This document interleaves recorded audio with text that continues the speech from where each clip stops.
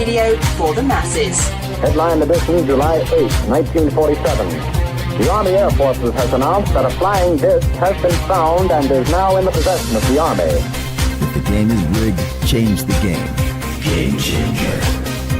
I occasionally think how quickly our differences worldwide would vanish if we were facing an alien threat from outside this world. This is Fade to Black with your host, Jimmy Church, on the Game Changer Radio Network. Well. Good evening. How you doing? It's Fade to Black. Today is Tuesday, July 14th, 2026. I am your host, Jimmy Church. Let's do this, man. This week on Fade to Black, last night, Tim Tactical was here for the first time, NHI on Earth. Tonight, Melissa Tittl joins us. She's got a new film out. It is called Illusion. We'll be talking about that and much more. Tomorrow night, Jason Quitt is back with us. His new book about Atlantis. And I'm calling the show Plato's Atlantis because that's what it is. And we will be talking about all of that and much more with Jason tomorrow night. Thursday night, Larry Eisler III joins us. He's a paranormal filmmaker. And yeah, two filmmakers on the show this week. Always cool when that happens. And how he got here and what he does. He's got a lot of fans out there. So we're going to be talking about all of that on Thursday night with Larry. All right, tonight, Melissa Tittl is joining us. And it's going to be a fun conversation. It's always great when I get a chance to hang out with Melissa. Done a lot of work with her over the years. She's an investigative journalist. She's a filmmaker.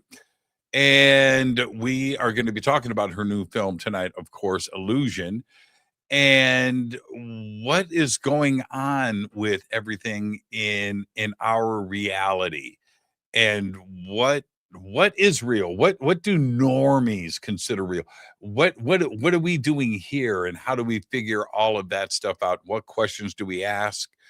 And what answers do we get? We're going to be doing all of that and much more. She is the creative CEO for Hathor Studios. Hathor Studios specializes in films, TV shows, and short-form content that helps form a new narrative. Hathor Studios covers topics such as meditation, human potential, aliens, science fiction, and ancient civilizations. All of that and much more with Hathor now. She served as the head of content and development for GAIA and has written and produced for Chelsea Does, Escaping the Prophet, Ancient Aliens, The Universe, and of course, Hangar One. Her websites are below. You can go and check all of that out. And I would like to welcome back to the show my good friend. That's right. I'm saying it, Melissa, out loud for the world to hear. Melissa Tittl. She's right there. Hey, how's it going? What's going on? Here, this is what's really fun with you, Melissa, is that we can go in any direction that we need to go into. You've got a solid knowledge base in all of that. So it doesn't matter where the conversation goes. And the other part, I kind of want to start here. Okay. You and I have known each other for a long time. Long time. We've done a lot of projects together. We've done television. We've done film together. Numerous conferences and events around the country. We've been to a couple of countries together too as well. So, but I haven't asked you certain questions. Uh-oh. Yeah. I'm scared. Okay. I'm nervous. I don't know what's going to happen. Oh man. Is this? I've never asked you the basic question first, and let's see where we go from here. But how did you land here in this community? That must have been a heck of a journey. Does it go back to your childhood? because your interests fall in the same categories as mine, which is everything, right? You're a seeker of Weird. truth. Everything Yeah, weird. everything weird. So, and have I ever asked you that question? No. I don't think so. No, we've had a lot of conversations, man, a lot. So, yeah, how did you land in this space? I mean, that's a journey in itself. That's my next movie. No, I'm kidding. Right. I mean, I think I've had a pretty, for the most part, open childhood. By the age of 10, my parents kind of educated me on all different kinds of religions around the world. We talked about alien. I mean, like, there was no shortage of where I could go with weird conversations. And so that was great, right? I kind of had a baseline of there was all these other things out there. Yeah, I just, I tried to be normal. Let's put it this way. I really, I had all the backings for it. I got good grades. I played sports. I also like to have a good time. I was like a typical girl, teenager doing all this stuff, but I just couldn't be normal. I had too many questions about the world, the universe. I was so fascinated by these things that we just were like, the people around me were so like ingrained with. I just thought it was sort of hilarious. I'm like, why are we all following these belief systems? Or why does nobody want to talk about the things they can't see? And why do people make decisions about things that they don't even know anything about? And it drove me nuts. And then by the time I got to Hollywood, I mean, I'm a huge nerd. I mean, as a kid, I read comic books and I was a big tomboy. So I started working on films like Mission Impossible 2. I worked at Paramount Studios. We did Star Trek, a bunch of stuff. And then eventually my nerdism left exciting film to do a series on History Channel called The Universe, which I think it got bought out by Netflix. It's on Netflix or something. It's out there. It's out there. Yeah. I mean, I'm dating myself, but that was like the first show that one of these cable networks decided to merge with NASA to kind of really talk about smart things to just average people having a beer on their couch. And then from there, I don't know how this happened, but I transitioned from NASA and this History Channel show about the universe to then Ancient Aliens, from the very, very beginning of Ancient Aliens, from the pilot episode on, for the first 5 seasons, I was involved with Ancient Aliens, and then paranormal shows, Discovery Channel shows. I just never left. I just, which is back then is when you and I met. And you know what? I'm going to share a story that I don't tell because it's only with you that I would tell the story. But it's how we met. And when we met, everybody listen to what I'm saying.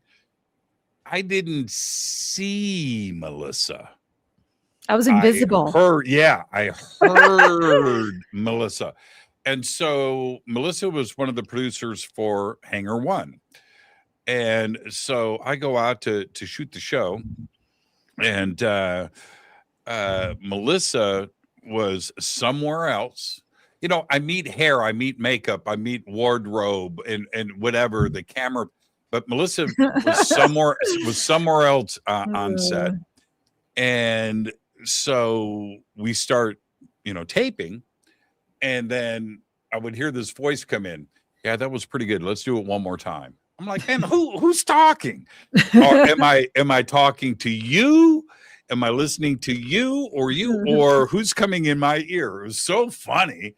And then eventually I met the person that was directing the show. The person who was playing the Wizard of Oz behind the screen. Yeah.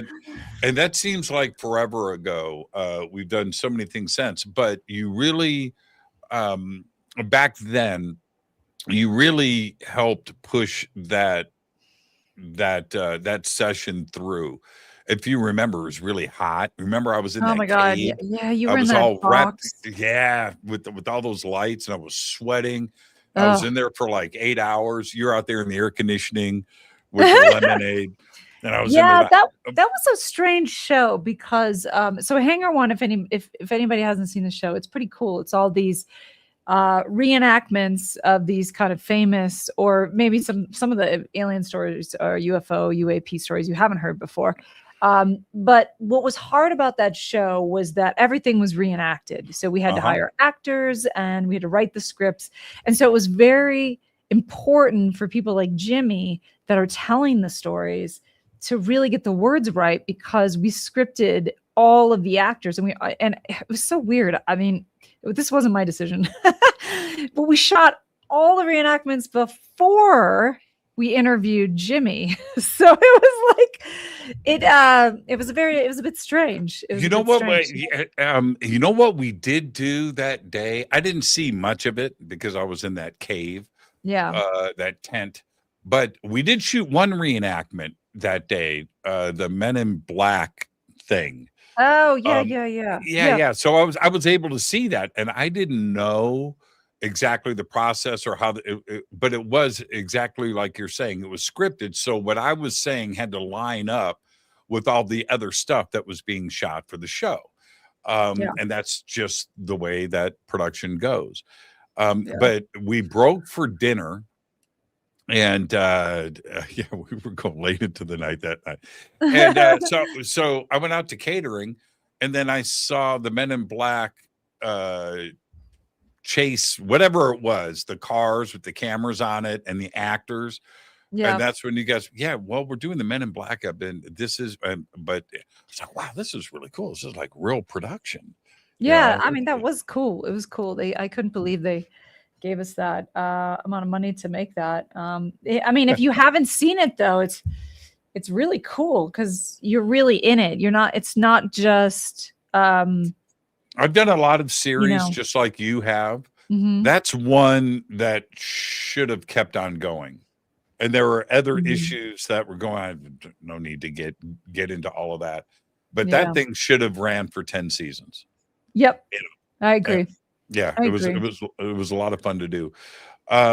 Did you have you ever seen, well, I know you probably have as an adult, but did you ever see something strange in the sky? Did you see your own UFO? Did you have your own sighting?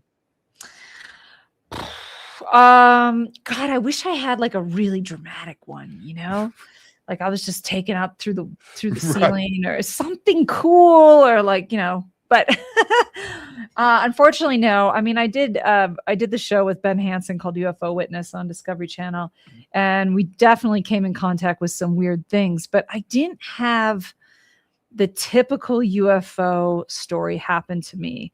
I mean, I guess, my excuse for that was I do believe there is something happening. So I didn't really need evidence of that, but I don't know. It's not that I've seen things with my eyes. I just feel things. I've been in so many places where I'm like, oh my God, I don't know what that is. That leads me to my next question, which I find is completely fascinating, that you are also immersed into ancient history and Egypt and ancient cultures, and what they were involved with, not only consciousness and the stars, but everything around it that makes these ancient cultures special too as well. Your company is called Hathor, right? So how did that come about, the ancient civilizations thing? Ancient civilizations. Well, I can tell you a interesting story that led to the naming of my company. I've been to Egypt a million times, but in one of my trips to Egypt, and this is quite some time ago, which is why Hathor has been lingering in my back of my consciousness even before the name of my company and when I branched off and started my company. But I love the Temple of Dendera. I think it's absolutely beautiful. You've been there. If you haven't been there, it's such a feminine, wonderful temple. It still has the blue on the walls. It's just magical there. Make you cry. Make you Make cry. you cry. Make you cry. And Hathor is this goddess of love and beauty and dance and song and creation. You know, she's like the typical, like, amazing, expressive female. And I just love this temple. It's just, as Jimmy was saying, it's beautiful. So I was there in July. This is, I don't know, this had to be like 10 years ago or something like that. I was there in July. No one is there. It's like 120 degrees. If you haven't been to the Temple Dendera, there's a hall in the front when you come in, and then there's like a Holy of Holies with 13 rooms around it. And one of those rooms, I just felt compelled to go in by myself. No one's in the temple. I'm there with an Egyptologist. We're on a scout to figure out what we're going to film. And I'm like, I just want to walk around by myself. I go into one of these rooms. I feel compelled to put my hands on the wall and then my forehead in between. And I have this crazy experience where I feel every single emotion coming through my body. It's insane. It's not good. It's not bad. It's just epic. I don't even know. I'm trying to come up with human words for what this feels like. Right. So I take my hands off of the wall and I'm just staring at it. And the Egyptologist comes around and he says, "Where have you been?" I had missing time for almost 2 hours. I just went missing. Okay. They couldn't find me. Either I wasn't missing and I was there, but I was in another dimension or something, but they couldn't find me. And they were really upset with me. And then for 2 weeks afterwards, I had this crazy dream every night for 2 weeks where I would be back in the temple and out. The temple was all black and then all the hieroglyphs would come out in blue and they would all turn into these mathematical calculations. I have no idea what it means. I don't know what it means today. But what I do know is that I love that all of this information, whatever it is hidden in this temple of this beautiful goddess woman who's all about dance and love and, you know, stuff. And then inside these walls are some magical calculation of the universe itself.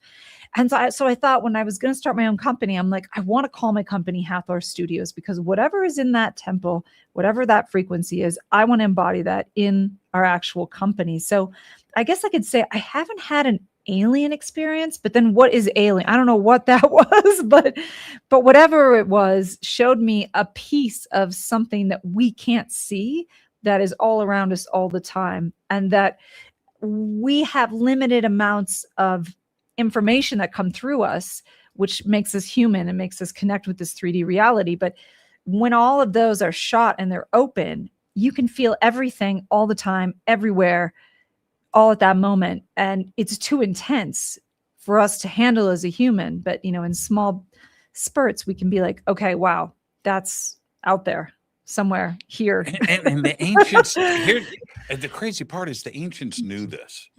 You know, and that just right there, I think is so significant. And Dendera, out of all of the temples in Egypt, everyone is special, everyone is different for sure. But Dendera is a powerful place. And one of the trips there for me, which was an eye opener, there was so I go in and I'm by myself. And I'm doing the same things that you were doing. And I'm looking at this wall and I'm looking at the relief and all of a sudden my throat locked up and I was going to cry. And I looked around, I go, I can't cry. What am I doing? I had to leave the room. Okay. And I regained myself. I'm like, man, what was all I, you know, Melissa, I'm preaching to the choir right now. But all I did was look, right? You know, and it just took. So anyway, I go outside. There was a Russian film crew there from Russia filming a documentary. They come up and they say, hey, you know, can we talk to you for a second? I said, yeah, it'd be really cool if you participated in this document. They had a huge crew there, a huge thing. I said, yeah, I'll do that. So while they were setting up, they wanted me to ask questions of their cast about each or whatever. So while I'm waiting for them to set the scene up, people are coming out of the temple from our tour group crying. one after another. And I'm sitting there and I'm smoking a cigarette. I'm, getting ready to shoot this scene with this documentary crew. And one person after another just going like, what happened? I just looked, I just touched. It was one after another. Suddenly I have like two people on one side of me, friends, two people on the other side, friends, that are just in tears. And I said, what? I don't know. This temple is just so beautiful. It's so special. And that's Dendera, and if you think you can just sneak in there and waltz in and walk out and not be affected, no, that you've got something else coming, right? You got something else coming. That's right. Yeah, I love that. I love that place. Yeah. And everybody always asks me, they're like, why is it called Hathor? And I'm like, well, how much time do you have? Yeah, exactly. Now, but that's interesting because that sounds like one of those paradigm shifts that we go through a few times in life where suddenly everything opens up. Was that for you? Yeah, it was it definitely it's weird because this is a personal story and I've told it before, but I'm always in my logical journalist brain. I try to ride the line in between so I don't go too far. But for you, Jimmy, I will expand. I had this feeling of these wings coming out from my back, and it was weird. It was like I got back home and I could feel that how I was living, like the decisions I was making. It was weird. I could feel every single one of those feathers being chopped off. It was like the way that I was operating wasn't going to hold this frequency. And I feel like this is what happens to people when they have these supernatural experiences, whether you go to Egypt or you're in a retreat or you you do any of these things to expand your conscious awareness.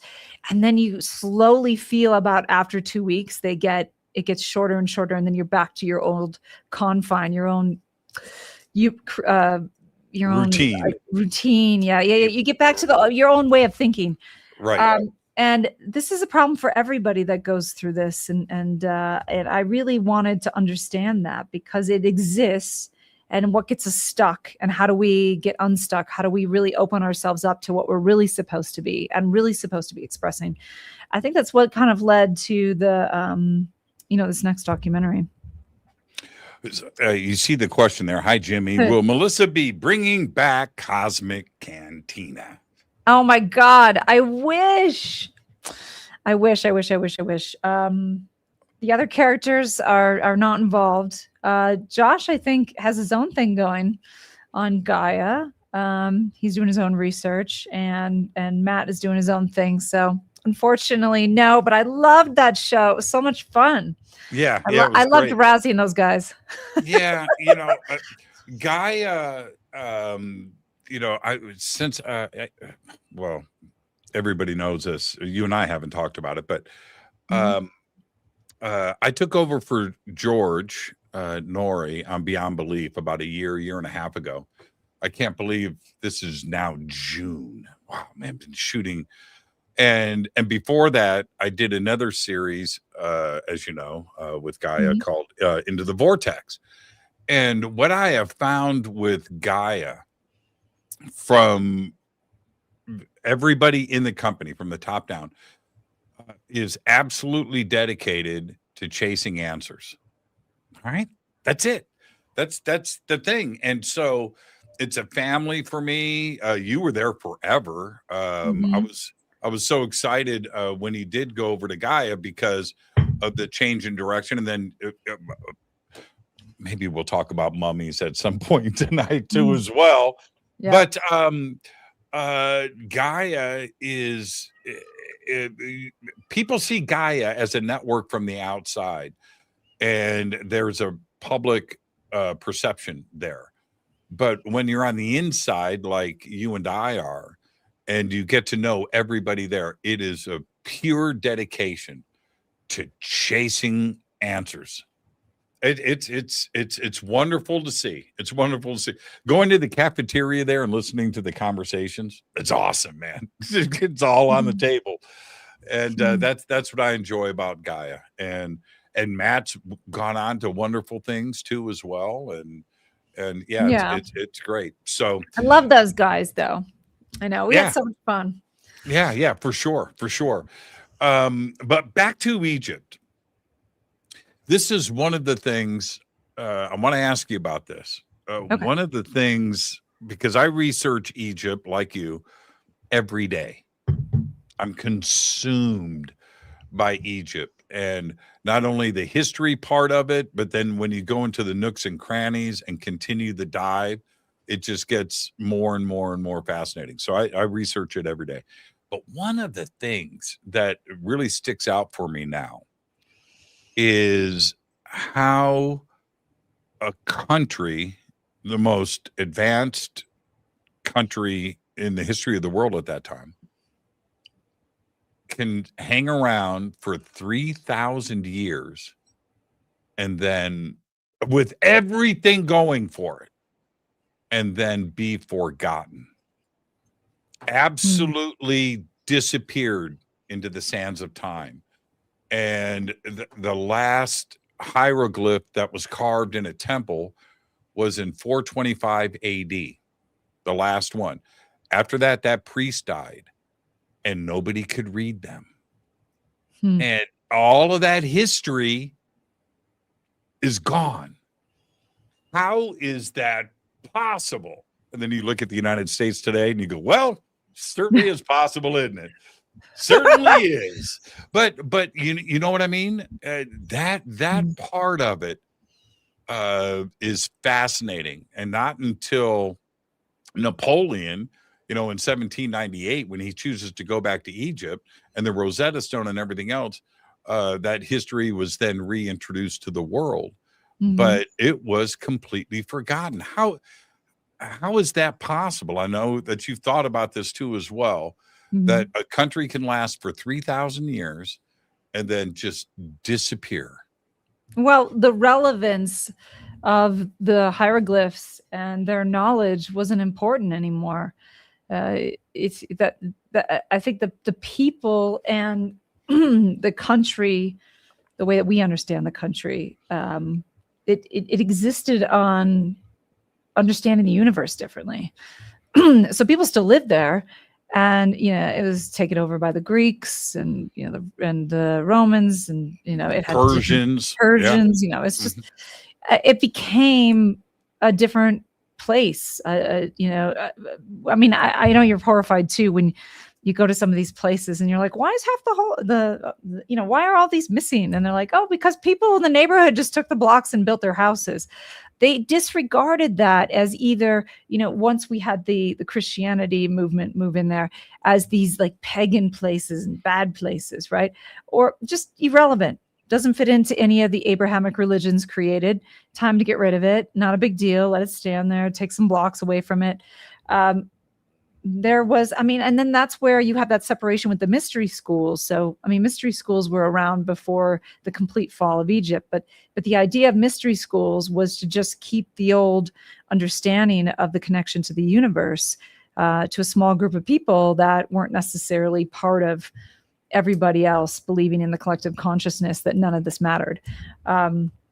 So the thing with the hieroglyphs is really interesting because as you go to different temples, you'll see hieroglyphs. But if you really understand hieroglyphs, there's Egyptologists that can read hieroglyphs from 3,000 to 4,000 years ago, and there's Egyptologists that can only read this Greek period of hieroglyphs and the kind of the Roman Greek hieroglyphs, because eventually, it's like telephone. They pass down the knowledge, but it's not the same.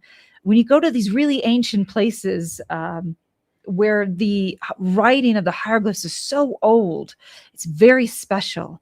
It's as if they've encoded geometric language in there, invisible frequency language into them. And as that changes, the writing changes and the messages change, the invisible frequency messages change until they're literally, you have people that have been studying Egyptology forever and they can't read this one period because they're like, well, it's Right. hieroglyphs, but it's this kind of other kind of hieroglyph, that's a Roman, Greek, Egyptian hieroglyph. So it's just relevancy.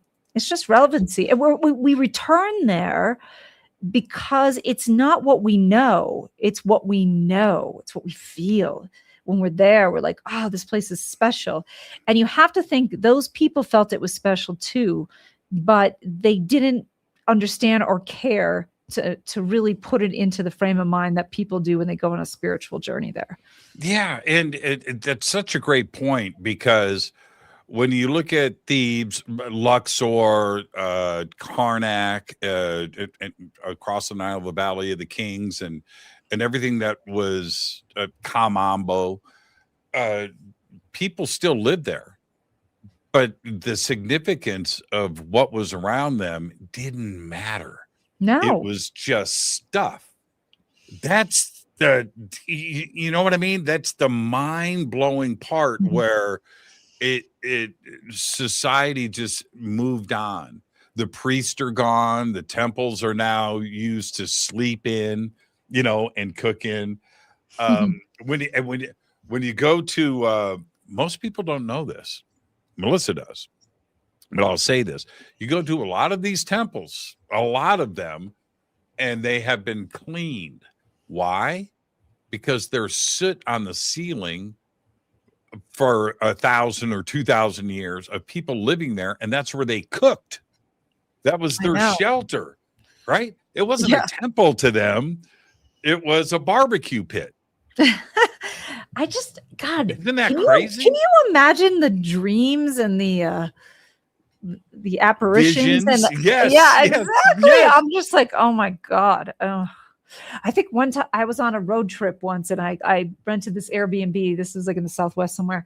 And I didn't know the Airbnb was like an old church they had turned into an Airbnb, and the bedroom was like at the altar. And I was like, I think I'm going to go to a hotel room. Yeah, I'm going to go to the Red Roof Inn. I know, exactly. I just was like, I don't know. I just feel like this is bad. But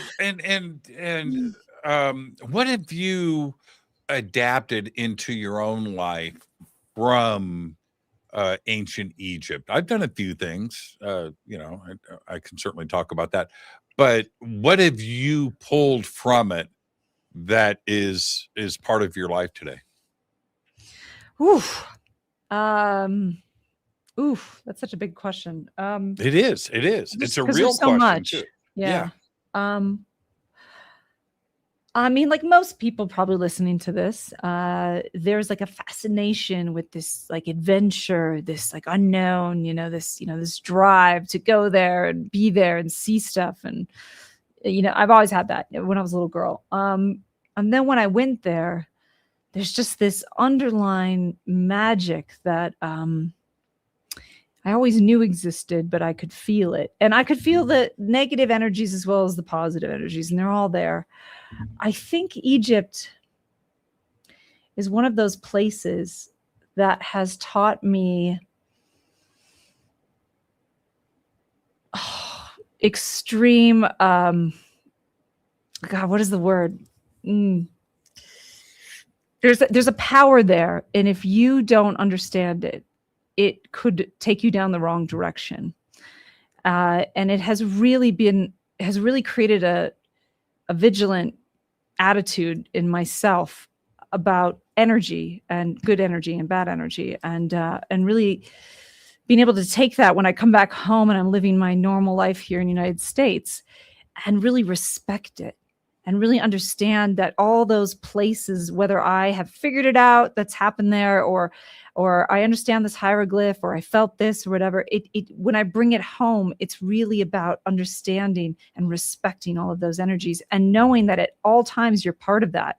Because what happens when you go to Egypt, and it doesn't matter how many times you go to Egypt, each time you go, you bring a piece of it back to you and you understand how it works. And what I feel like they built there is this massive holographic prism, kind of like this mirrored universe, where every single dimension of time, space, and every single existence and possibility of you and someone else and this, and it's all there. And at the right frequency, you will tap into either a past life, your future life, your this moment in time, some other occurrence, maybe some other being, some other thing, but it's all there. And for some reason, it's still activated in a way that everybody can access it. And when you come back home, you have a piece of that. And so it's made me really aware of what I'm tapping into when I am there. And it makes me really aware of what I'm tapping into when I'm here. I think that if you want to be a cosmic traveler and you want to go deep and you want to understand all of this stuff, you really have to know how to ride that wave, because it's not about just finding the answers or just going out into space. You better have a coordinates and you better have a way out, and you better understand what you're putting out there so that you know what you're connecting with, because it can be really beautiful. And you can also bring home some hitchhikers. So for me, it's like reading all the books. It's like watching all the shows on all the things that are so weird. And then you go there and you're like, I can't explain any of this. I'm going to try with all the things that I've written about. But it's just. It's lovely when it happens. It's the ultimate test. It's the ultimate test. I had a priest at a site. I'm not going to get into the details, but he goes, "Okay, Jimmy, it's your birthday." It's your birthday? No, I'm in Egypt. I'm at one of the temple sites, and the priest says, "It's your birthday. I'm going to show you something nobody's ever seen." I said, "Okay, all right." And he does, and he takes me, and I flip the fuck out, man. I mean, things, head spinning. I'm like, what is going on? And it lasted for about 15 minutes. And anyway, I come back to the States. Exactly as you're saying, too, by the way. It's exactly as you're saying. I come back to the States and I get on the phone. I call my two guys of Hermetic wisdom, William Henry and Jay Widener. Right. I call them both and I go, dude, okay, this is what happened. I'm at this site, the priest, blah, blah, blah, blah. And they're like, what happened? And they both explained to me, it's separate phone calls, separate conversations, but they both explained to me the same thing. He said, Jimmy, you're looking at this through modern eyes and modern science, which is fine. We understand more about our body and what things are going through and chemical changes at moments like that. But it's much deeper. The ancients knew about these body changes before modern science. That's the difficult question. And they were absolutely right. I mean, I came away from that with this huge, how do they know about chemical changes going on in the body because this is happening? They don't. They only know that it does happen, and that's part of the spirituality of all of this. But that was the head scratcher for me. That 5,000 years ago, they were doing this stuff. Wow. Because if we go, now here's the other part, Melissa. That's fine if we go with the Orthodox history lesson here. But the problem with the Orthodox history lesson is 5,000 years ago was the hard date of transition from Stone Age man to moving forward. Right? And think about that. Stone Age man in the desert, in the Sahara, right? Just wandering in one day, and the next day they're doing all this stuff. I don't know. I just think that there's a lot of teachers in prehistory that were sharing knowledge that isn't part of the history lessons that we have today. And that's what I'm chasing, and that's what you're chasing. Well, I mean, I feel like William Henry talks about this a lot too. Not really sure about Jay, but that there was this kind of pre-Egyptian culture, Atlantis, whatever you want to call it. William Henry actually talks about this a lot in his stuff, where he focuses on Abydos, which is a temple in Egypt, a lot, and he does a lot of work on the Osiris transformational device, and he also talks about this kind of understanding of this culture, which is on the walls of Abydos, actually, and he talks about this in great detail, how in Abydos they explain in hieroglyphs that there was this culture that came from something called like a cosmic egg that was destroyed, some kind of island, cosmic egg island. And these beings came from there and they inhabited Egypt, and they brought back all their wisdom, and they created all these temples and pyramids to align like a new grid system of some sort. He talks about that a lot. And I sort of agree with that, because there seems to be a pre-ancient, whether it's Atlantis or Lemurians or all of them. But at one point, humans were celebrating their connection to the universe in such a divine way. And we have evidence of that. And that's what the mystery schools are all about, right? Still holding on to those sacred pieces from a long time ago when humans were just connected. They didn't need instruments and logical mathematical calculations that we have today, because their whole body and connection was aligned. We don't have that now. We can't even get to the store without using our, Waze. Well, and our brains are completely wired different. I mean, like we think it's miraculous, but because we don't think this way, we don't believe it's real. We have to logically have it proven to us that it's real, and that's our brains have changed over time, and but that's the conundrum. That's the conundrum. The conundrum is in prehistory, before written history. Mm-hmm. Anybody that was thinking instead of killing was killed. Okay, you were eaten on the savannah by some gnarly beast. If you're sitting around going, man, okay, A squared plus B squared equals C squared, you got eaten. Right. So how is it that these advanced, very advanced ways of thinking were happening with Stone Age man, unless history is wrong? That's all. Right. I think history. Well, it depends on whose history. If it's Graham Hancock, if it's Graham Hancock's history, I'm in. Yeah. Well, the Ed Fu Builders text, one of the things about Atlantis. Yeah, it talks about Atlantis there, and that goes back 10,000 years.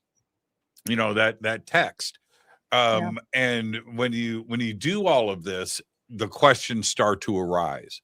What's really going on?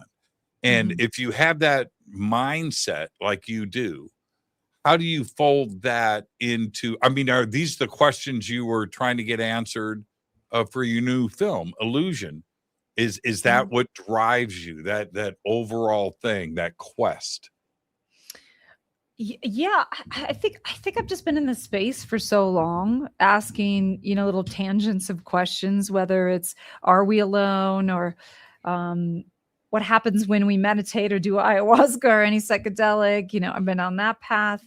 And then, what do the ancients know? Like, what is it that they had that we don't understand that seems so advanced? I've been down all those tangents. And I got to say, I felt also the different spiritual paths. I've studied a lot about different mythology and spirituality and how they connect and all that kind of stuff. But I feel like I was still kind of, okay, but then what? All right, so they came up with these things, but why? And I kept asking why. And to be honest with you, I feel like there still wasn't an answer. It just would get to a belief that somebody would have, well, it was a lesson we had to have, or the aliens came down and, changed us, and, but why? Because, we're a slave race. Okay. But what if we're not a slave race? Like, I'm telling you, I went down the ultimate rabbit hole of, but I want to know why. Why does anything exist? I'm talking about anything, not just humans, but why do aliens exist? Why do supernatural experiences exist if I'm in a human body? Why does anything at all exist at all? That's kind of where this movie started, because I was kind of sick of all the little tangents and like, oh, but then it's this, and it's got to be that. And also, I love finding someone to blame, but I kind of feel like our systems of control, which there are systems of control, are literally realities inside realities inside of realities. We're like a Russian nesting doll of realities. And I really want to know what was the beginning one that is the root of all the things that we believe, that we encounter, that are even the reason why we're here versus something over there in another dimension. So I know that's a lot, but it is kind of what started this movie. I was kind of like, all right, but I want to know what started all of it. What's the reason for any of it? That was it. Just a very light question. About a year ago, you and I have always thought a lot alike.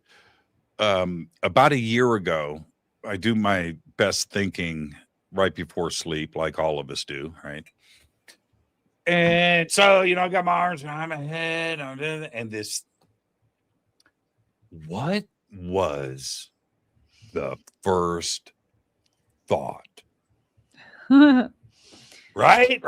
It's like I was smoking weed or something. Dude, I got it. What was the first thought? Kind of like I'm that. Hungry. Yeah, right. Yes.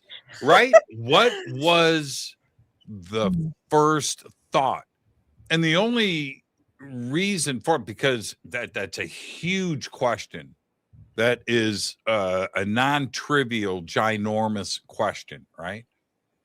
But the point of that is we can do that. How is it that chemistry and this and that and particles and everything mixes together to the point where we have a thought and then we're going to share that story? That's heavy, man. And then, of course, you've got the back end of that. What's the last thought? What will be the last thought? Yeah, what's the last thought? That priest in the temple, right? Carving that last hieroglyph. What's his thought? What's that thought? Oh man, that was a good run. That was a good run. I mean, what's the last thought? What he was tapping? He was like, I need a job. Yeah. I need a new gig. The temple needs repairs. But yeah, the first and last thought, with the culture, what is that first? But that's exactly your point, isn't it? I mean, what kicked all of this off? Yeah, it's crazy. Do you think it's a spiritual beginning, or is it just chemistry? Well, you can't say it's just chemistry because, then it kind of negates magic and exactly. Like I was talking about this before with someone else where I was saying, when you get too heavy into science, people start to get upset because they really want to believe that all this magical feelings they have are real. And so I don't want to negate, but I think both of them are real. But, Michio Kaku was one of my favorite interviews over the last couple of years. He's written a million books. He's a quantum physicist in New York. He wrote a book called The God Particle.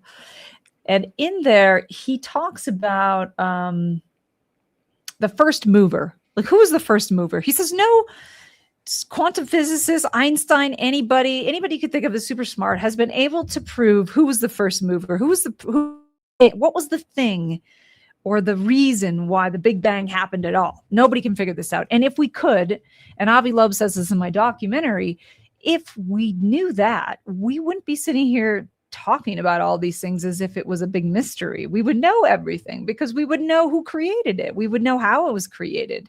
And I think chemistry and biology, and we have some heavy science words in this documentary before we get into the weird spiritual stuff, fermions and bosons, talking about these deep concepts of what constitutes everything: matter, existence, dimensions, vibration, everything, right? They all have a certain order to them, as if something created something in that structure. Another theory that I thought of, okay, what if it was just a sound, right? Mm-hmm. What's the first line in the Bible? The word was God and God was the word, or whatever, like that. There was like a word, like something just shouted in a cave and it made a vibration, and then that vibration created this universe, and we are degradations of that frequency. I thought about that, but I'm like, well, how do I make that into a movie? So I thought, let's not talk about the first mover, because I can't prove it, and we have so many theories of it. But I thought, let's talk about the moment right after the Big Bang happens. And let's go to that moment and see how everything kind of fell and created itself into a pattern that we then, later on, as humans, in our human existence, have created into story, mythology, how we calculate science, and how everything in matter is calculated around us. So that's where I kind of start. I start at the very beginning and think, okay, how do we scientifically, spiritually, and mythologically explain the formation of everything all at once, all the time? And this is where, and I'll go up against any physicist, and I love Avi, he's great, or any anthropologist, any astrophysicist, they are all wrong. Everyone. Let me explain. Our knowledge base, right, to get to the answers for everything that Avi alluded to, which is one of the quests they're on right now, string theory and superposition and all that stuff, is this. Our knowledge base is a little tiny little molecule of knowledge compared to the undiscovered knowledge, which is infinite. And to get to the answers of everything, we have to learn about all of this. And that is 1 trillion years in the future. It's not next week. And it's not with AI. We're not even close to it.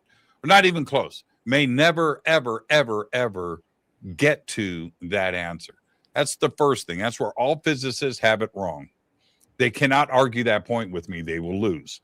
The second point is this: to establish time as 13.8 billion years ago, and the Big Bang and the universe and all there is happened then, is also wrong.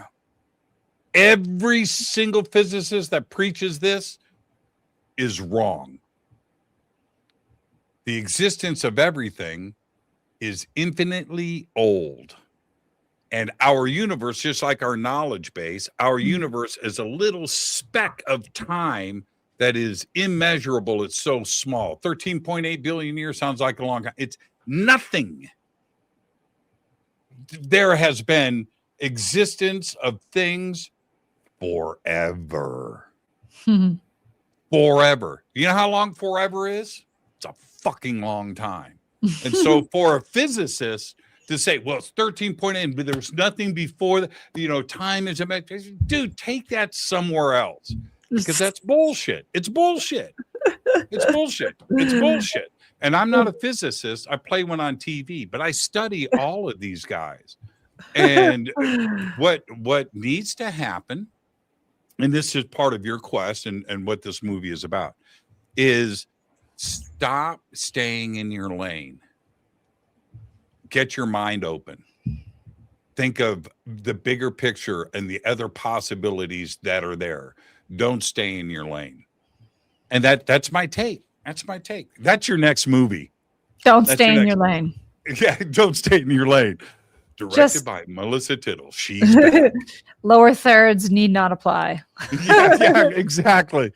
You know what I mean? And that's where I'm Actually, wait, there is a physicist who talks about how there's been many universes before our universe, Roger Penrose. yes. That's about the CCC theory, that a universe will expand and expand and expand and then kind of implode and then explode again. And then you have another universe, almost as if that information gets kind of sucked into like a black hole. And then it kind of has like a mini implosion and then explodes again. And then we have another big bang. And he's one of the only quantum physicists that has talked about how it continually does this. And it has a life. Each universe has a life. And then it takes all that information and it sucks it back into a black hole and then explodes again. He's so good. He's so, and you're right. There are physicists out there that listen to him and will try to agree with him, but it is so far off of what they are taught and what they teach that they can't really, you know what I mean? But Penrose, you know, that little voice of his, you know, the way that he talks, you know,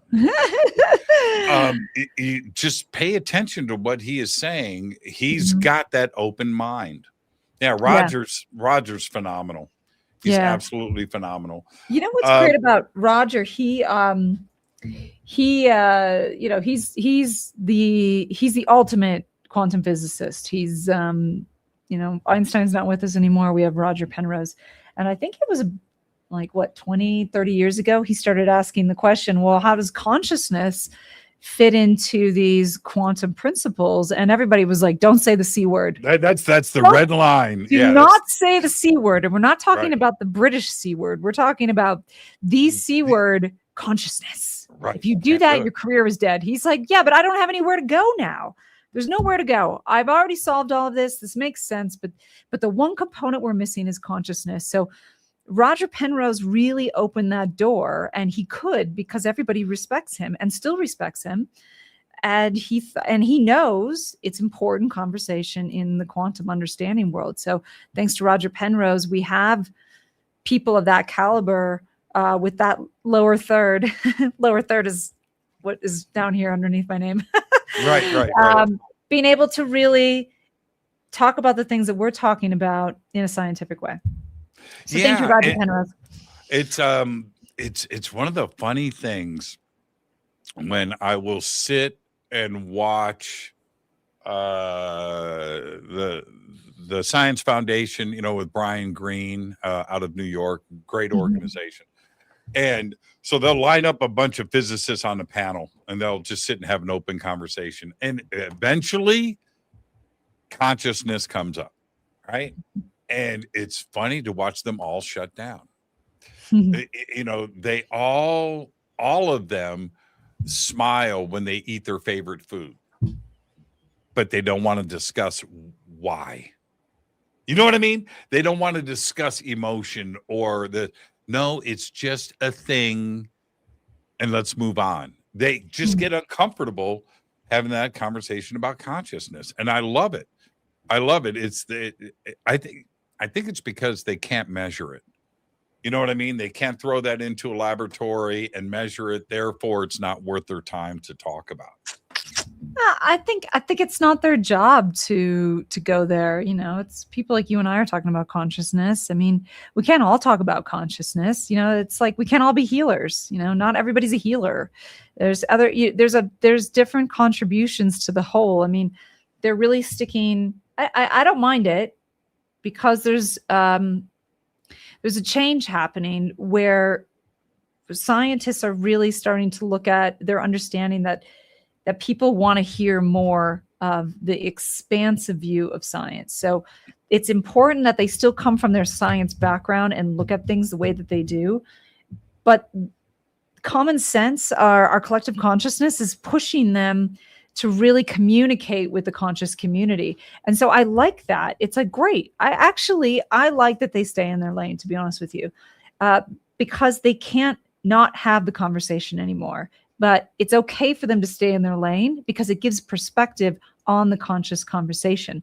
For We're at a sure. point now, like Avi Loeb, out there in the forefront of talking about otherworldly life, and really getting passionate about it. That wouldn't have happened even 5 years ago because Harvard wouldn't allow it. But we're at this point now where scientists have to communicate with the conscious community.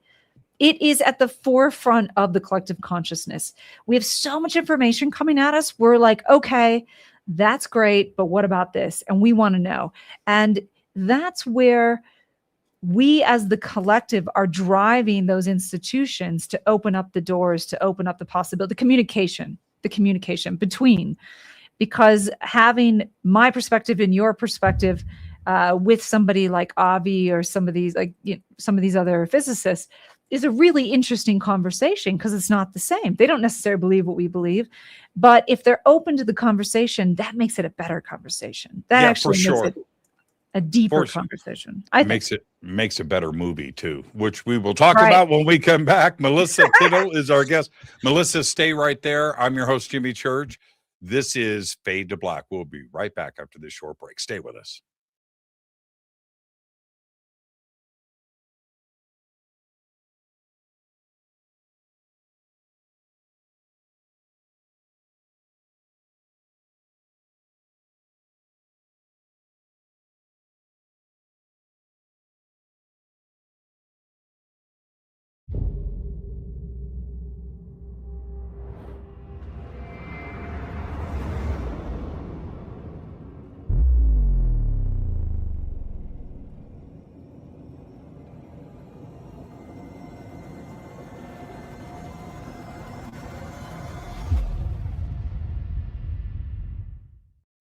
Subscribe to our YouTube channel to get your alerts and access to over 2,000 videos. Click that subscribe button right now.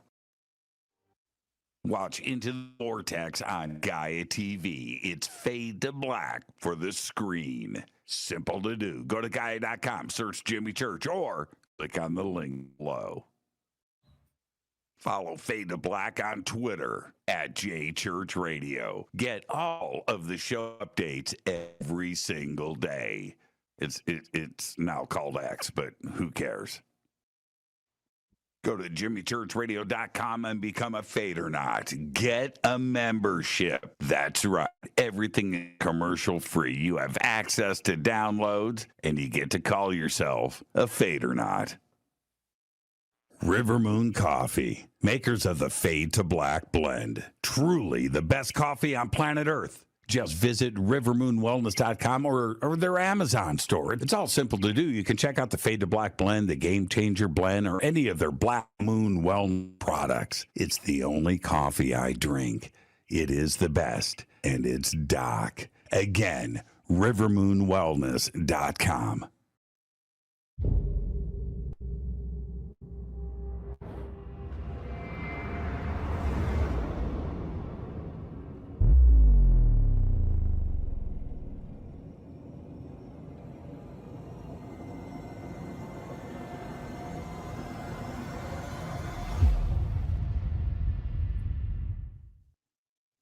All right. Welcome back. Fade to Black. I'm your host, Jimmy Church. Tonight, our guest is Melissa Tittl. She is, I'm just going to say a researcher that puts her thoughts into film. That's what she does. And she's really good at what she does. And I have chosen tonight, Melissa and I have done so many things together, both socially and professionally over the years.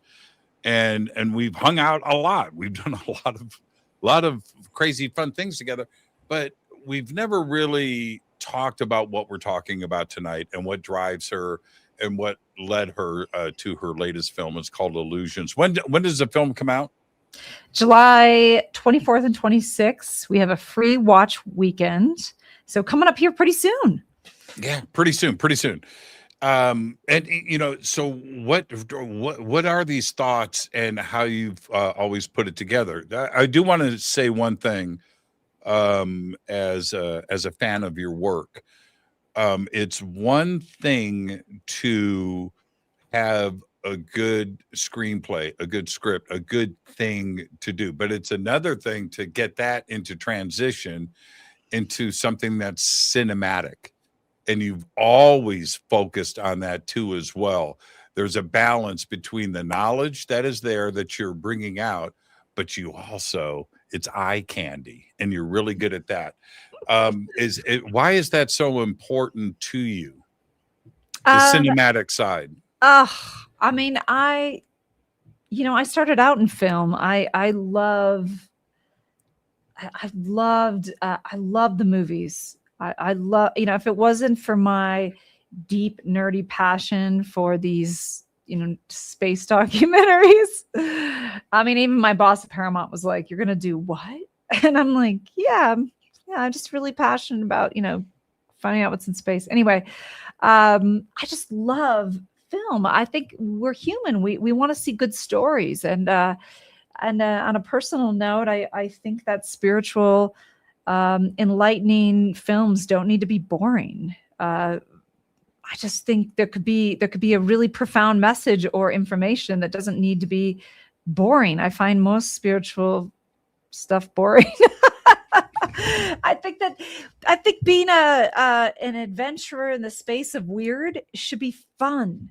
And it should be adventurous. I mean, that's why you got into it, not because you had just a deep question.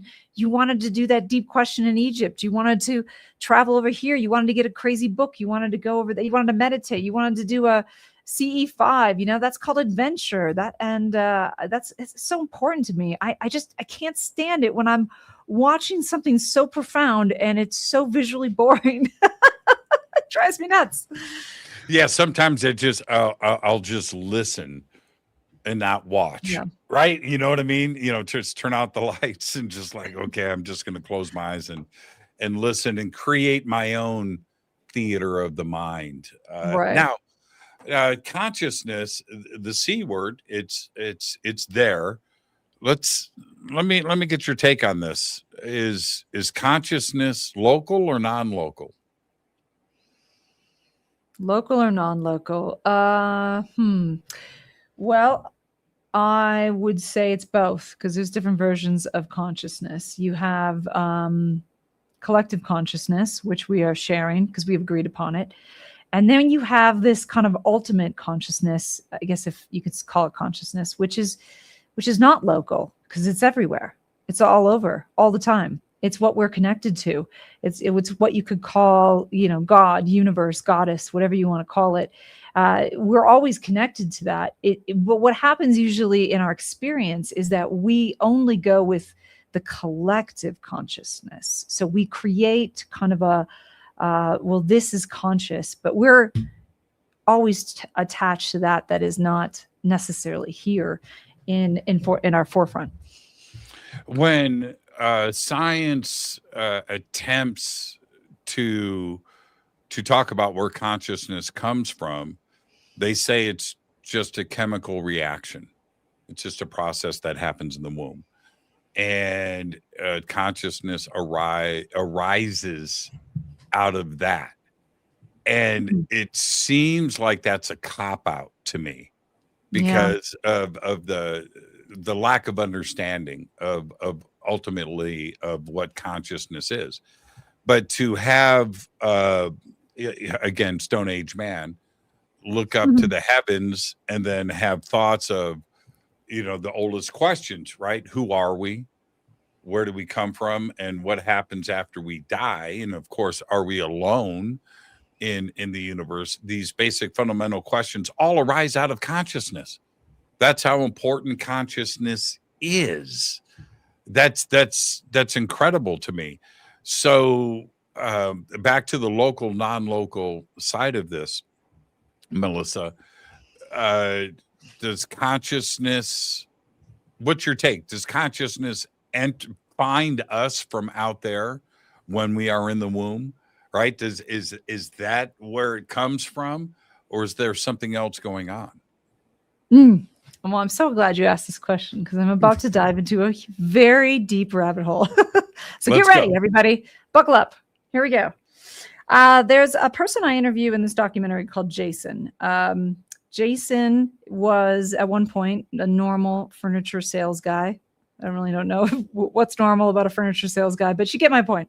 Mhm. You went to a karaoke bar to, drink some beers, sing some songs, got in a fight with a guy. The guy beat him unconscious. He was basically in a coma. He comes out of the coma and he's knocked into one of these higher states of consciousness where he sees everything as geometric shapes and electromagnetic interference patterns. So imagine one of your either best or worst trips that you've ever taken on any psychedelic drug, and that is the rest of your life. That is how you see everything in fractals, in geometric shapes. So you've got to, he's had to really learn how to survive and read that as information instead of being able to see it in his reality that you and I see. Now, why am I telling you this? He was fascinated because I really get into, what constitutes consciousness. And he's a mathematical savant now. He's into these higher dimensions. He can calculate anything. He can find the origin of anything. He's been working with some not only great quantum physicists, but amazing minds all over the world. He talks about where consciousness comes from before we're born and where we come from. So he talks about singularity, and I'm sure everybody on this call has heard of the word singularity and this place where everything exists all the time, everywhere, which I've been kind of talking about. In singularity, we are all one. That spiritual woo-woo term, we're all one. Everything is on top of each other. There is no separation. The minute any part of singularity as a whole, because remember everything's one, decides that it makes a decision like, I want to experience red. I want to experience this, right? He talks about it. He has this great visual of this moment where you're completely separated from the one, like immediately. And what you're experiencing from making all of these decisions on how you want to experience something, it's like these angular frequencies that calculate themselves into a reflective light on the outside of the event horizon, like a TV screen. And so what that now piece of the one that is now separated has decided to experience itself from this version is now living that version in the reality on the outside of the event horizon. Now, this is what happens, he says, but I love this because it kind of fits into spiritual teachings and quantum physics understanding of like a black hole and that kind of thing. He says that at that moment when we hit the event horizon, we transition into that, all those decisions that we've decided to experience the one from. And this is where we've created kind of our soul dropping into a human body or an alien or a tree or a fox, right? Or an apple, whatever. And when that happens, you are already programmed to have all the experiences that you've already made, all the decisions that you've possibly made, all the things that you want to experience in that body. So you go through the birth and then it's so funny. People want to talk about consciousness. Like it just pops up one day. But the thing is, you're part of something all the time. And you made all those decisions to have this kind of reality experience. Now, what was really fascinating is he talks about this tunnel of all of these angular frequencies. And I show an example of this because I was trying to visually get people to understand what he was talking about. Of all these things, you're like, I want to experience, I want to have green eyes and brown hair and right? Like all this stuff. Sure. When you have a near-death experience or you have a profound meditation or psychedelic experience where you find yourself back in there and you either meet a version of yourself or you have a life review or you have a profound healing, you're going back in there and changing all of your angular frequencies at that moment. And when you come back into the projection screen, now you're calculated into a different person. And that's why people have all these profound supernatural experiences, and then their life changes or they become somebody different. And so why am I telling you this? Because consciousness with the way that we look at consciousness in our 3D logical world is this thing that we share together, which is called collective consciousness, which is agreed upon reality. But what I'm talking about is the conscious being inside of you that is connected back to the one, that you can access all that information at all times, including past lives and this kind of thing, and you can actually change it. The reason why that gets too confusing is because this idea that we don't want to separate from the reality we've created, this collective reality we're sharing together. But what I'm saying is that we can experience both, because by experiencing both, we understand why we're separated. And we understand that our separation is important because we're experiencing the one from a different version. And then we're also contributing to the whole by understanding what the collective consciousness is. And I hope that didn't get too confusing, but I really think wonderful. it's important. Yeah, well, then at what point, because I think we all go through this, but at what point do we start to decide what is important and what isn't in moving forward, right? The things that may distract us, or collective consciousness? Well, because that's when, you know, the big picture is what matters, and the small stuff is stuff that doesn't matter, but we can get locked down into the small stuff and then lose the big picture, right? So at what point do we make that transition where there's something else going on here, and it's not this negative minutia that is surrounding us that matters? Because that's what's happening today, right? We're completely divided, right? This world is like divided, and it's divided from stuff that doesn't matter, right? It's like trivial bullshit, and people that absolutely believe that they are right and the rest of the world is wrong. And it's crazy how we got here when it seems so simple to think about it in those terms. You know, let the small stuff go. Let's look at the big picture for this planet and us and humanity. But we just keep dividing and get sucked back into the stuff that doesn't matter. Well, there's a little bit of spiritual bypassing with, you know, let's just like, you know, hold hands and sing Kumbaya.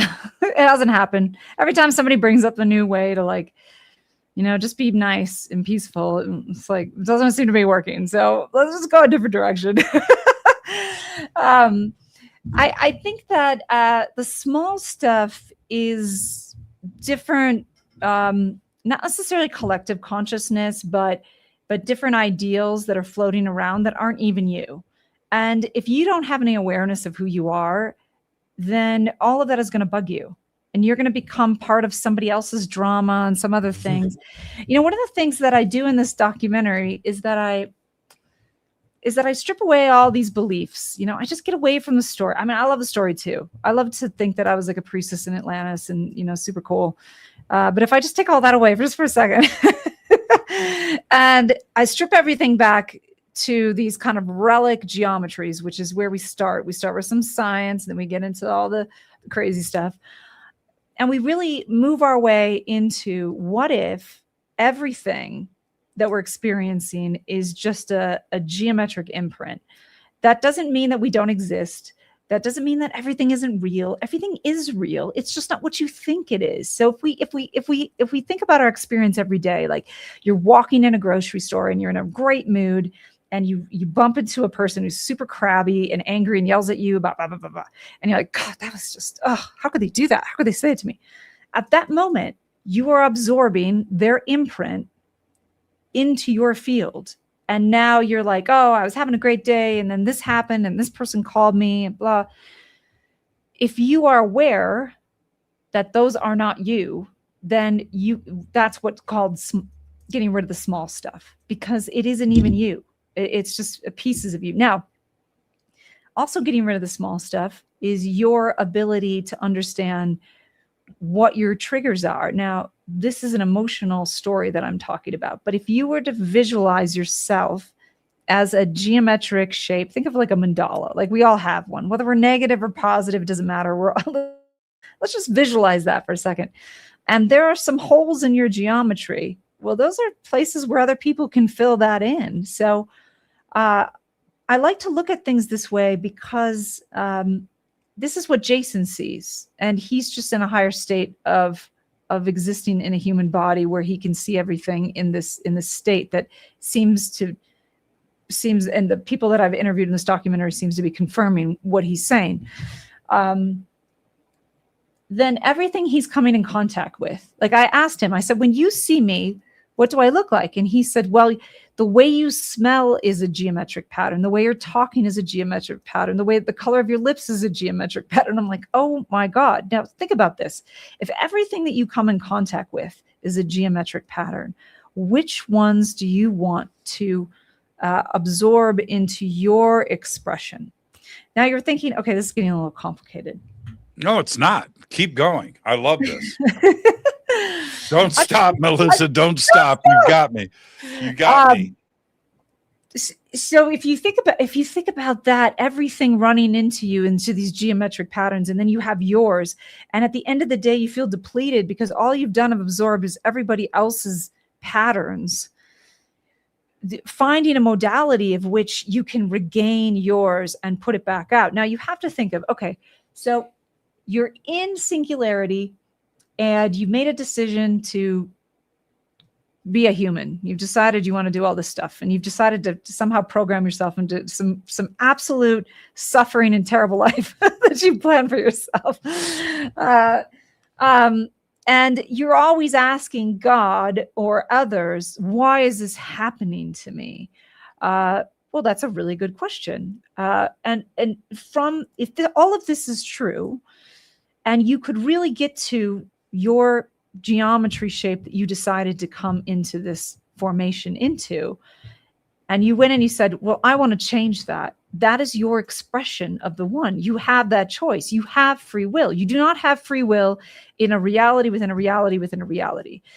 That's a different story. But you do have free will in the creation of your expression as a separation of the one, being able to express the one in its purest form, in its individuality, in your separation at that moment in time. And you have complete control over that.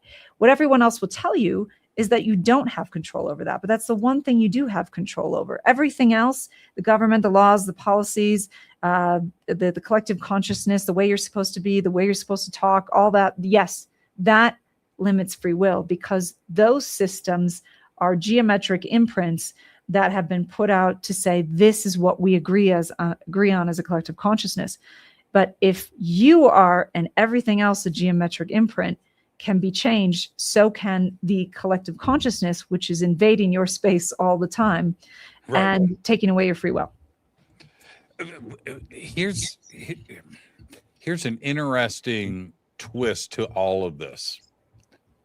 When we talk about sacred geometry, and today we have lots of math that is, goes back to Pythagoras, of course, and so forth. But we have lots of math today that will go and look at ancient structures and go, oh, okay, the golden number is involved in this, and the golden ratio, and this and that, and this is why. Well, wait a minute. Let's back up for a second. It's like, what came first, the chicken or the egg, right? Is it because of the math we're able to see that? Or when the ancients were building a structure like the King's Chamber in the Great Pyramid, where we can do all of this analysis of its ratios and its shape, right? Yeah. Okay. Yeah.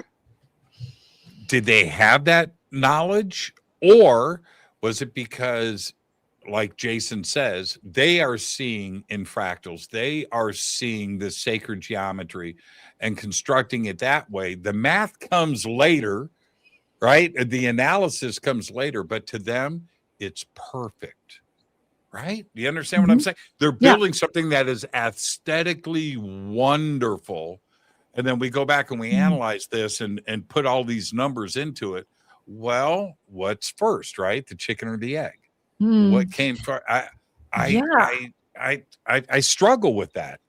I do. I struggle with that. Well,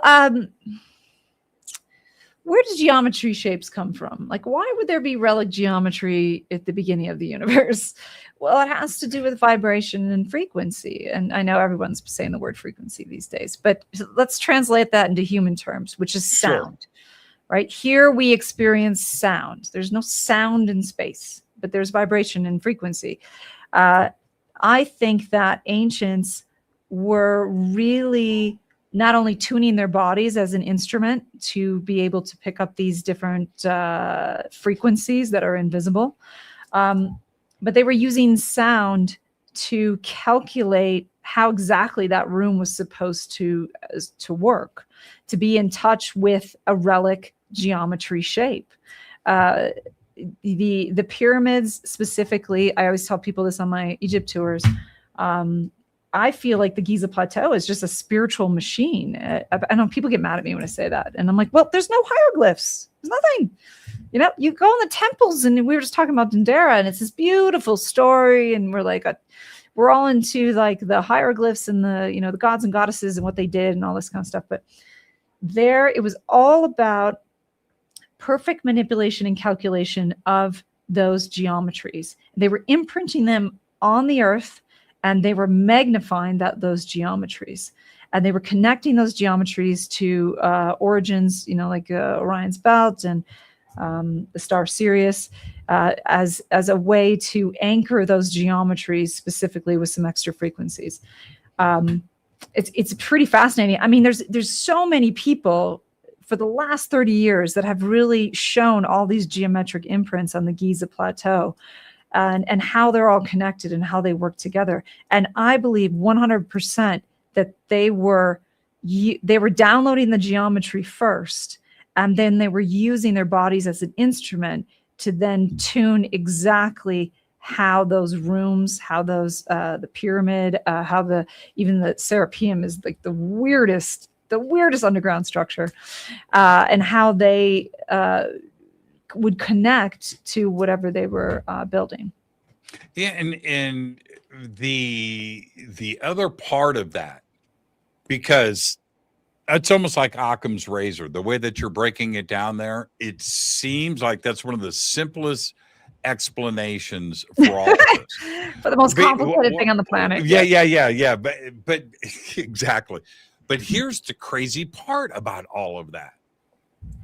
I believe that the Egyptian culture, and that goes from the pharaohs on down, Imhotep and all these engineers and architects, they kept certain stuff secret, period.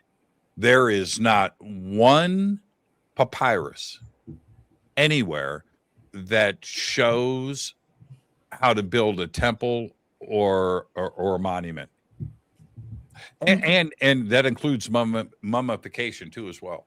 It's like that you can. Here's everything else. Here's how we did taxes. Here's how we did, and here's all of our gods. Everything was laid out. The Hebsep festivals and all of that is laid out, right? We see that, the names of the gods and goddesses in the history, except how to build a temple. How to build a monument.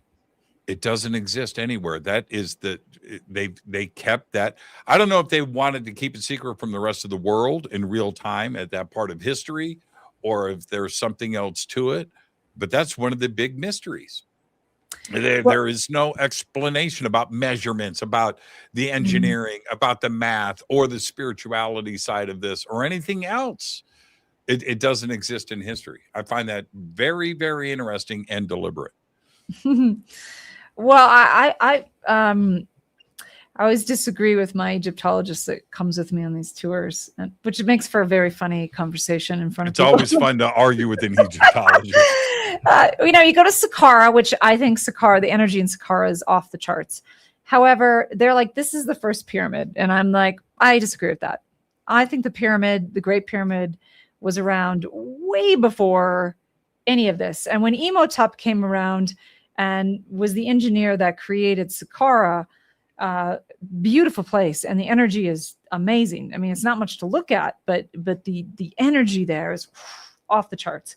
I think that he was reactivating he really understood the ancient geometric structures and tuning and all of that. I think he really did understand that, and that's why he was so venerated as a mortal, becoming a god and working for the pharaoh, right? But I think it was way before them. I think that they knew a little bit, but they didn't know the whole story. I think that's why you're not going to find those records.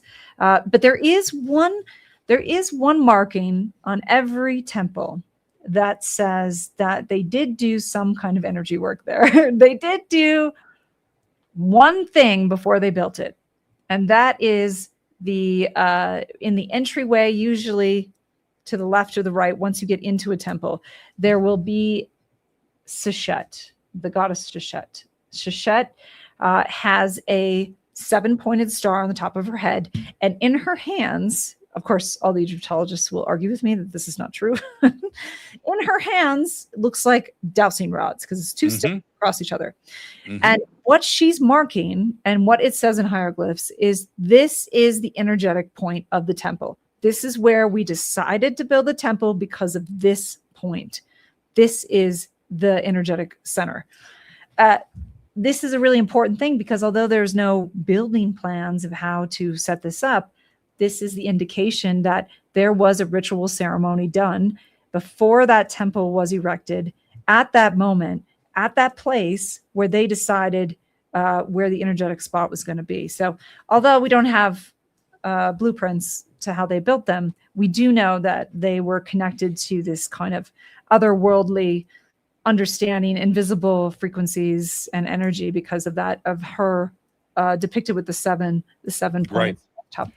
Yeah, that's very interesting. And the other concept, if we're really going to try to absorb this, is Greece, ancient Greece, 1000 BC, thereabouts. Ancient Rome, 600 BC. Okay. All right. Now put that in concept.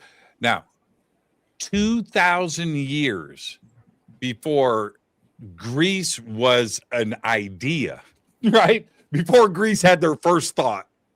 2,000 years prior to that, you have what is going on in Saqqara, in Abydos, right? On the Giza Plateau. 2,000 years. This complex, rich, upright, running society and culture was off to the races 2,000 years before, 2,500 years before Rome was mud huts. Put that in your mind for a second. Just try to wrap your head around. We don't have a concept of that. So where does all of this information come from? Is it downloaded? Is it from ancient teachers? Is there a civilization that rose up before? When was Giza really constructed?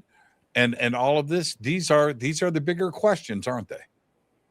Yeah, definitely. I think I mean, it just depends if you're following that Atlantis trail of like this group of people that came there to really program a certain place that has significant amount of water underneath it, that they could kind of reactivate some kind of sacred geometry grid. There's a lot of places on this planet around the same time that Egypt was in this magnifying period of really calculating what ancient people already felt and knew, and they were able. Can I interrupt you? Can I interrupt you? Can I interrupt you? I just did. I just did. Every time you say frequency, you wiggle a little bit, like you don't want to say it. Yeah. What's going on with that word? Yeah. It's like are you looking for another word to use, or is it something that society today doesn't really wish fully there was understand? another word I could use, but there isn't. It's just overused right now. Everybody's just using that word, and it's driving me absolutely crazy. Only because it gets into this kind of everything is frequency, which it is. I think that's just a little bit misunderstood. General? Is it too broad? It's just general. It's like, so if anybody is listening right now and would like to type into the chat, what's another word Melissa can use besides word frequency? Check. Hold on. Bill just came in with frequency and portal are very overused. Yes, thank you, Bill. Yeah. Thank you, Bill. I'm having a problem with it myself. But if you have a better word, maybe we can just make up a word that only us on this pod know, and then I'll just say it, and then no one will know what it is. That's a really good point, though, because if we take this idea, right, the lack of vocabulary to describe something. Yeah. The ancients struggled with vocabulary. Yes. Yeah, human vocabulary. The ancients struggled with that too, because we are looking at their vocabulary in describing or sharing the story, whatever it is. But they had an even more limited vocabulary, and one that we have to interpolate and translate into modern language. And it's like the game of telephone. How far removed are we from these original concepts where they just had very limited words, where all of the magic that they were experiencing could be aliens or this or whatever it is watered down and filtered down into angels and demons and religion, which probably clearly wasn't the case. But they struggle with the same things we do today. Lack of vocabulary. Yeah, or they didn't need to. What do you mean? They didn't. They might have not had to explain everything in these like detailed words. There could have been a different kind of communication that was a little bit more understood. I do this experiment sometimes with my group where I have everybody take their name, and I have them strip all the consonants out of their name, so it's just their vowels. And I have them say their name in just the vowels. And they're like, okay, why are we doing this? This is super weird. Because there's this theory that the origin of all things live in, singularity, right? Jason talks about this. So that language is just another way to separate it. The idea that we're talking in the language that we're talking, in the words that we're using, they all have an origin point in singularity. And they're not necessary. And if there's a word for frequency in Spanish and there's a word for frequency in Russian, it doesn't matter because it's the same frequency in the singularity. So if we strip it away and we give it just its actual origin tone, just think about what people could do in language with that. They wouldn't have to translate all these words, an image to a word from one side of the brain to the other. And so there could have been just a different way to communicate that. It wasn't so complicated, I guess. And then yet simple, because I can't find another word to explain frequency. I want to show you something. This was revealed. This went public about a year ago, and it caused quite a stir. Now, I'm going to show this to you really quick. Okay. This is the first photograph of an entangled photon. Okay. Are you ready? I'm ready. An entangled photon. Ooh. Yin and yang. Yin right? and yang. Yin and yang. This is a traditional image that goes back, obviously, into China, but it's been represented across cultures for thousands of years.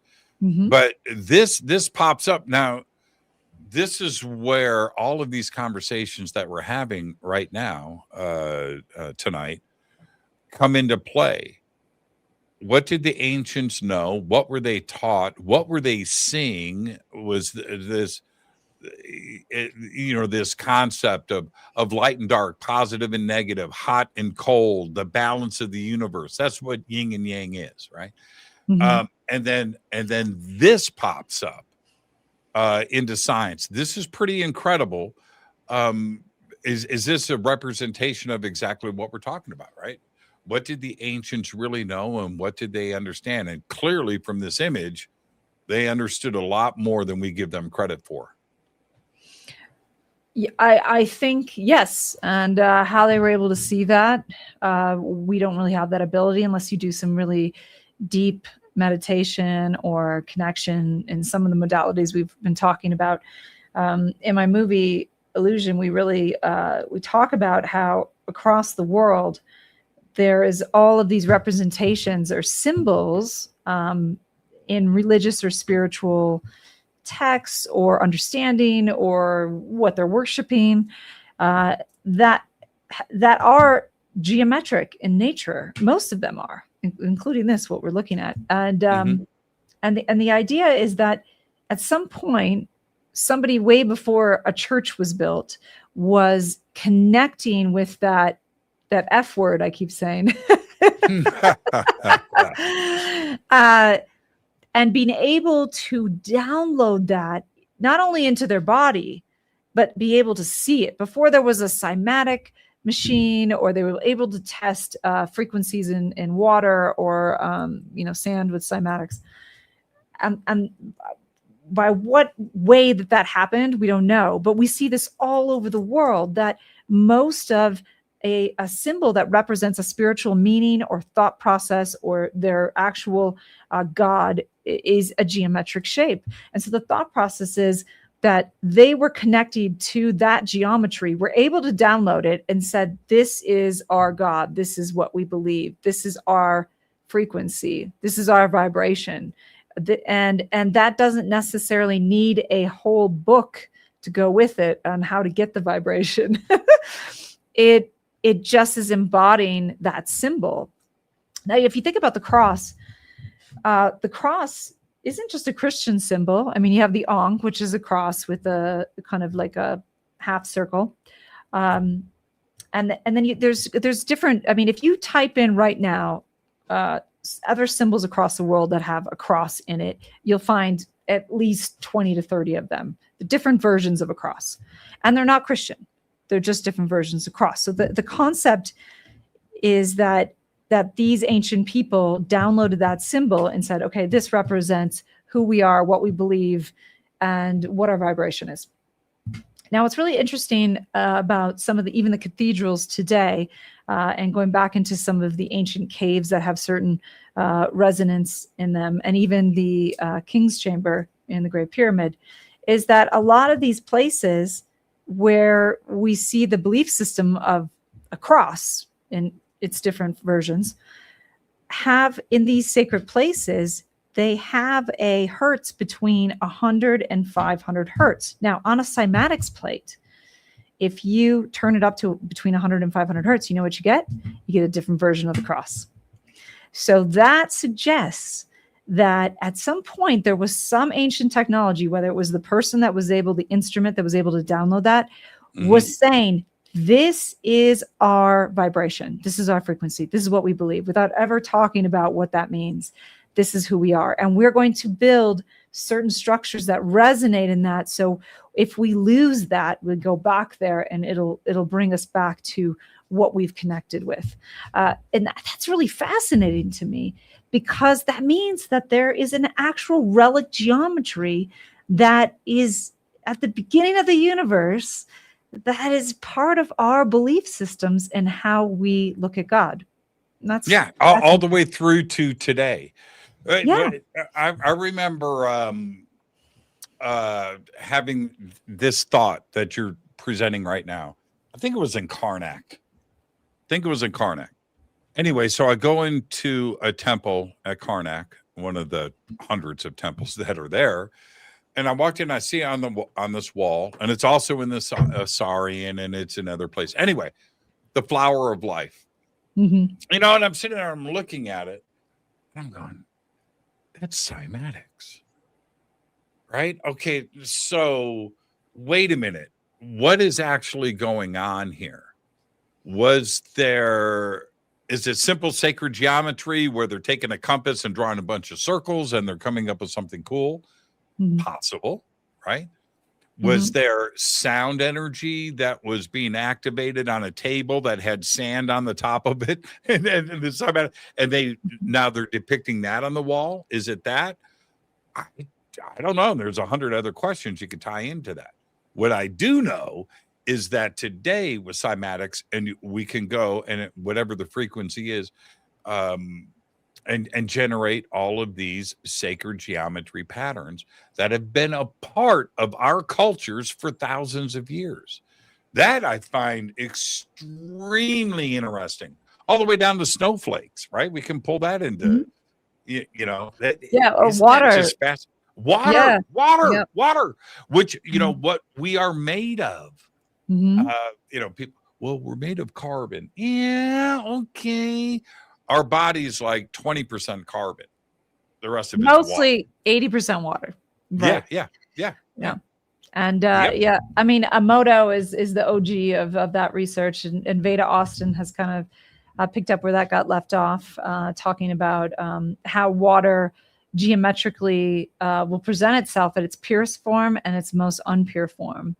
And here's another thing, just to, you know, we're talking about sacred geometry here. We're talking about coherent geometry, but here's the thing. Negative experiences also have geometry. They're just not coherent geometry shapes. Those aren't the ones that are, you know, presented at temples and you know, the structure of different religious and spiritual beliefs. But there's definitely geometry out there that represents, you know, not so good feelings. Maybe decoherent, maybe not sacred. Well, okay, so you know, let's move on to the bigger question. Is life, any life, is it how science is presenting it to us, which is it just happened, right? Accident, shit happens, and we're here. That's anthropology, that's science.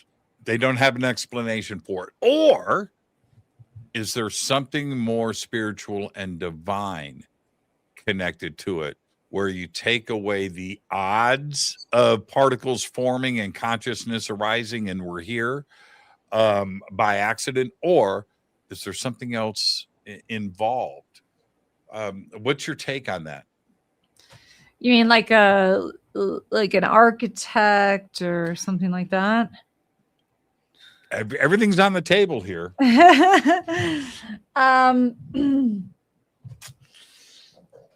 Yes and no. I think if don't be political. You're not running for office. It's not yes or no. No, it's really how I think. Like I have a hard time. Then I'm not saying this didn't happen, but I have a hard time thinking that like aliens just created us and, you know, moving on. I think if we really go back to singularity and we talk about that, and that might be a possibility, and everything is there all at once, then, you know, and I have a choice to have an experience. I mean, I could be an alien. I guess I could be human. I could be an alien. Sure. But what created singularity would be some sort of architect, and that whole macrocosm of whatever that existence is, and how it wants to see itself in all those different directions of separation to experience all these different creations within a universe and all different dimensions within that universe. I would have to say that feels like an architect, or you know, something we call God. Like what is that wants to have all of these experiences? And then of course we're part of that, but there does seem like an intelligent design that would create such a system. No, it wouldn't be just, you know, it came together and this is what happened, because there seems to be some choices that get made. But evidence of that, I don't know. It just feels like that would, to me, instead of it being an alien that created us, I would say that to me feels like the architect, the God, the great creator. Put what label on it you want. This is my take. My take is this. If we follow the science and you look at the Kip Thornes of the world and the Brian Greens and the Hawkins and all of that. If you get into all Niels Bohr, right? Pull out anybody. Where information never goes away. Now, but it goes into a black hole, this and that, but part of whatever, but the information itself never goes away. If that's the case, and using science's argument on this, and the other take, which is everything has been here forever, not 13, but forever. So that knowledge, they call it knowledge and information. We call that consciousness. Okay. All right. They want to say information because they can't use the C word. Fair enough. But if that's the case, then this knowledge and thinking and thought has been going on forever. And that's it. So the creator, the architect or whatever is very smart and has been around forever and will be around forevermore into the future. That's my take. And if you want to call that divine or spirituality or the architect or God, whatever it is, science says that it's been around forever and will never go away. That's my take, and I'm sticking by it. It wasn't a lightning strike on a crystal in a creek bed and DNA just popped up. No, that's bullshit. That's bullshit. I mean, I love Prometheus. Maybe it happened that way. I don't know. Could be. That's another good take. That's the Prometheus idea. Well, okay. So how far back does that go? Right? Is it before our universe was created? Does it just bounce around from universe to universe throughout time? Yeah. It could be that. It could be that. There was a press release today. I hope you're sitting down. A gas cloud has been discovered in our Milky Way made of, you ready? Sugar. Sugar. Now, what does that mean? That is a heavy thought, because the basic sugars that make up RNA and DNA and those proteins, right? What else is in that gas cloud? It's 26,000 light years from us. We're analyzing it right now. But the bottom line is the sugar that this cloud is made up of is the same sugar in kiwis, the same sugar in red fruits, also the same sugars that make up RNA and DNA. How crazy, you know how complex a sugar is? And we've got a cloud of it, a sugar. That's nuts. So yeah, it goes back to that Prometheus comment of yours. This stuff is just floating around. Life, right? Just floating around and just colliding into shit. That's incredible to me, where these ideas we were never able to understand or even theorize about 30 years ago. And now we've got, Bennu, right? We're finding RNA and DNA and those proteins on asteroids. And now we've got clouds of it at the center of our Milky Way. What else is going on in the universe? So I would say going on. Yeah, DNA and RNA is just universal. And somebody out there is creating those recipes. That's my take. Oh, recipes. Is it reality or is it an illusion? Yeah, okay. I'm that pitching is to my what- movie now. I'm Yeah, pitching to my movie now. yeah. Here's the thing with that. And that's why the movie's great. And everybody check it out. Go to Hathor Studios. We've got the links for it below. And July 23rd, 24th coming up in 10 days. July 24th through 26th. It's free. After 26th, you have to pay for it. So sign up. The idea of if you take the nucleus of an atom and you put it in the middle of a football field, the right little dot, and the actual atom is the size of the football field. Right? That's how much space is in between. You know what I mean? There's nothing there. And so that idea of our body, what is real, man? I don't know. I don't know. I feel like I'm doing bong rips in high school, thinking about these things because welcome to my brain. It's a constant bong rip. What is that? I'm gonna let that go. I'm just gonna let that go. I was just thinking about, I remember you and I in the Bahamas running to the beach into the water with Dom Perignon. You remember that? I do. Yeah, right? Okay. So was the champagne real? Is the water real? Is the sand real? Or is this our brain putting the matrix together into a reality? Yeah, these are heavy concepts, aren't they? Yeah, I don't know if that was real, but yeah, I know. And the one thing that I can walk away with is that you and I are having a conversation tonight, and we are sharing ideas that are big ideas. But the ability to do that says to me that there is something else to this reality that we're not being taught, just to have this conversation. Yeah, or limitations are there so that we can bring things into this reality that are in other dimensions of time space.